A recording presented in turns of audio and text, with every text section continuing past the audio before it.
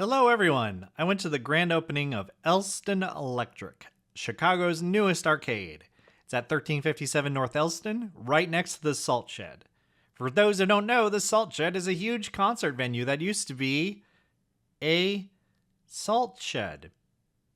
Elston Electric is part of it now. As you walk into Elston Electric, you see remnants of the former boiler for the salt plant where they used to boil things? I have no idea how they process salt. Now, though, they process drinks, and there's a lovely sit-down bar based around the old boiler. I had a Specto Cooler, which is an ecto cooler with a slight sting of alcohol. They also have a full selection of beers, wines, shots, and boring non-alcoholic sodas. For food, they have your typical bar fare like pizza, taquitos, fries, and hot dogs. But you probably want to hear about the games. The bar area when you walk in has a few pinball games, but a quick walk to the back gets you to where most of the games are. To play, Elston Electric uses the common plastic cards where you put money on them at a kiosk and then tap to play. The card also keeps track of tickets for you.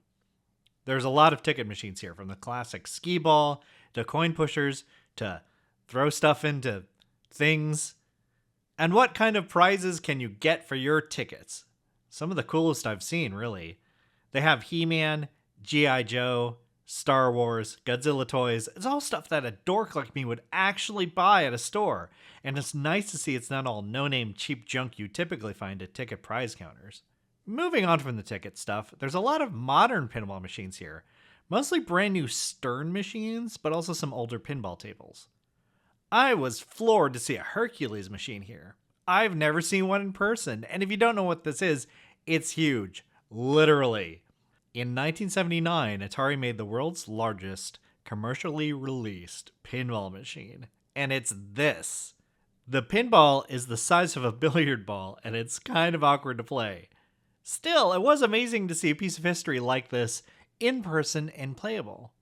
There were also a few other rarely seen arcade machines here, like this Mario Kart, this Laser Ghost machine, this Hawk Avenger game, this turreted Sumo game system.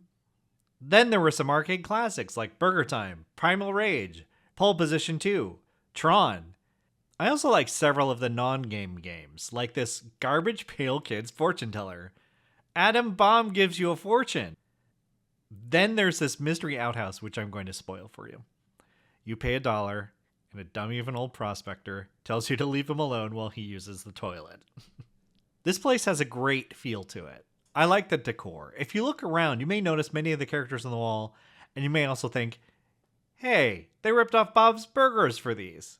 Well, not exactly. You see, it turns out that the owners of Elston Electric are friends with Jay Howell, one of the original character designers for Bob's Burgers, and they hired him to create all sorts of interior decor for this place.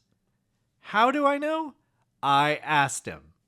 Jay Howell was there in person for the opening festivities, and he was doing free character drawings of people, and I got to talk to him for a bit. He had a tip jar, but he said he was paid a lot of money to get flown out there for this. His flight did have to make an emergency landing in St. Louis because of the weather, and he took a train the rest of the way, so I'm glad he could make it. Making people look like Bob's Burgers characters is truly a noble endeavor. I waited 2 hours to get mine done, and it was totally worth it. Elston Electric is open until about 1 a.m. most days, and they allow people under 21 to enter until 10 p.m. Those people are also known as kids, so you can bring the whole family. Overall, it feels like a cooler Dave & Buster's. It's the difference between going to a McDonald's or a local hamburger chain. Yeah, you can go to the corporate chain, but why? I'll probably be stopping by this place frequently just to see what new and different arcade machines show up. Maybe if I'm really bored, I'll go to one of the concerts next door. I don't know, those are kind of expensive. Also, they might store salt in there. I don't know.